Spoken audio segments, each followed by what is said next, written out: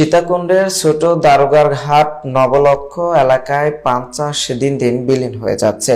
বেকার হয়ে পড়েছেন অনেক পরিবার। সীতাকুণ্ড ও মিরসরাই থেকে মোহাম্মদ জাহিদুল ইসলামের তথ্য ভিডিও চিত্রে দেখুন বিস্তারিত। চট্টগ্রাম তথা সীতাকুণ্ড যেমন পর্যটন নগরীর মতো বিখ্যাত, তেমনি শাকসবজি ও পান চাষেও বিখ্যাত এ এলাকা। তারই পাশাপাশি ছোট দারোগা হাটের পূর্ব পাশে সহস্রধারা ২ ঝর্ণা ও নবলক্ষ রোডে দীর্ঘ বছর ধরে বিভিন্ন রকম শাকসবজির সাথে পান চাষও করে আসছে এলাকাবাসী।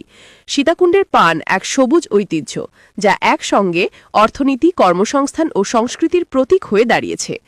কৃষকের ঘাম ও মাটির গন্ধে মিশে তৈরি হয়েছে এক কৃষি সংস্কৃতি, যা প্রজন্মের পর প্রজন্ম ধরে বহমান। বরজের ভেতরে ঢুকলেই পানপাতার কোমল সবুজে ও ঘ্রাণে মন ভরে যায়। একসময় প্রায় মানুষের বাড়িতে মহিলারা পানগুলো বাজারজাতকরণে বিড়া হিসেবে গণনা করে বাঁধত, সেটাও এখন চোখে পড়ে না। একসময় এই পান শুধু এলাকায় নয়, দেশ বিদেশেও ছড়িয়ে গেছে, আশপাশের জেলারও খ্যাতি অর্জন করেছিল। তবে দিনে দিনে এই ঐতিহ্যবাহী পান বরজ চাষ থেকে মুখ ফিরিয়ে নিচ্ছেন চাষিরা। উৎপাদনের তুলনায় খরচ বেশি এবং ন্যায্য মূল্য না পাওয়ায় পানের বরজ তুলে অন্য ফসল চাষাবাদে ঝুঁকছেন চাষিরা। কিন্তু মাঝখানে কৃষকেরা পান যখন ধুয়ে খাঁচিতে রাখে, এরই মধ্যে একটি ব্যাকটেরিয়া পাওয়ার কারণে এ পান বিদেশে রপ্তানি বন্ধ করে দেওয়া হয় বলে জানিয়েছেন উপজেলা কৃষিবিদ